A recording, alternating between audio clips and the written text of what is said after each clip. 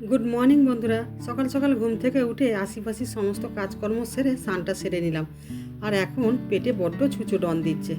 তো ভাবছি রোজ রোজ একই খাবার খেতে আর ভালো লাগছে না, চলো আজকের একটা নতুন কিছু রেসিপি বানানো যাক। তো আজকের ভাবছি চিকেন ঘুগনি বানাবো। কিভাবে বানাবো সেটাই তোমাদের কাছে শেয়ার করব। তো চলো রান্নাঘরে।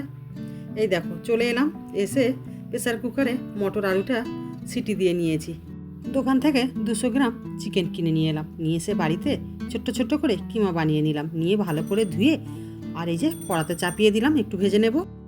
তারপরে এপাশে পেঁয়াজ লঙ্কা আর টমেটো কুচি নিয়েছি, আদা রসুন জিরে লঙ্কা সব বেটে নিয়েছি, নিয়ে কড়াই তেল দিয়ে দিলাম, দিয়ে তেজপাতা কাঁচা লঙ্কা পেঁয়াজ সব রকম দিয়ে একটু লবণ দিয়ে দিলাম, দিয়ে ভালো করে নেড়ে চেড়ে রসুনটা দিয়ে দিলাম, দিয়ে আবারও ভালো করে একটু নেড়ে নিলাম।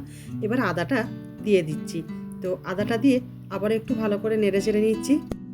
এবারে জিরে বাটাটা দিয়ে দিলাম, তো দিয়ে আবারও একটু ভালো করে নেড়ে চেড়ে নিচ্ছি।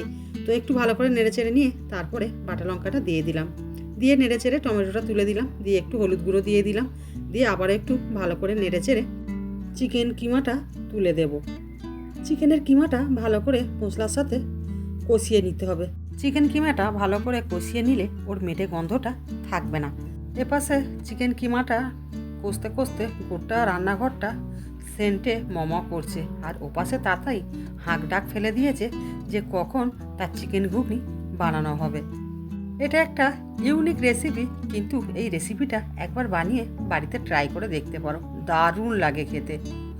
আমরা তো প্রায় সময় বাড়িতে বানিয়ে খাই, কিন্তু ভাবলাম আজকের বন্ধুদের কাছে একটু শেয়ার করাই যায়, তো সেই জন্য তোমাদের কাছে রেসিপিটা নিয়ে চলে এলাম।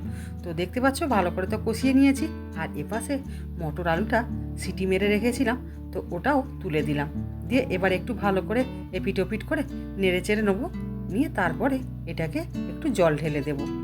হিসাব মতো 5 মিনিট নাড়তে হয়। তো আমার আজকের কি হয়েছে জানো তো, মটরটা না একটু বেশি সিদ্ধ করা হয়ে গেছে।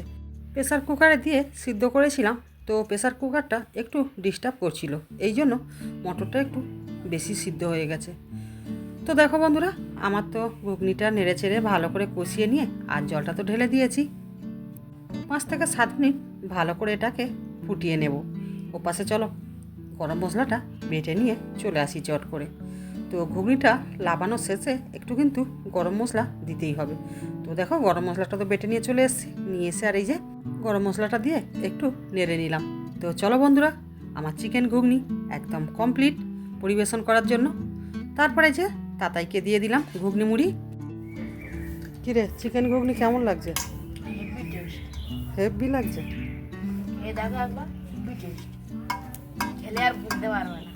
তাই তাতে তো ঘুগনিটা দারুণ লেগেছে, একবার খেলে নাকি বারবার খেতে ইচ্ছা হবে। তো চলো বন্ধুরা, তোমরা এইভাবে একবার বানিয়ে খেয়ে দেখো। তো রেসিপিটা কেমন লাগলো অবশ্যই কমেন্টে জানিও। টাটা।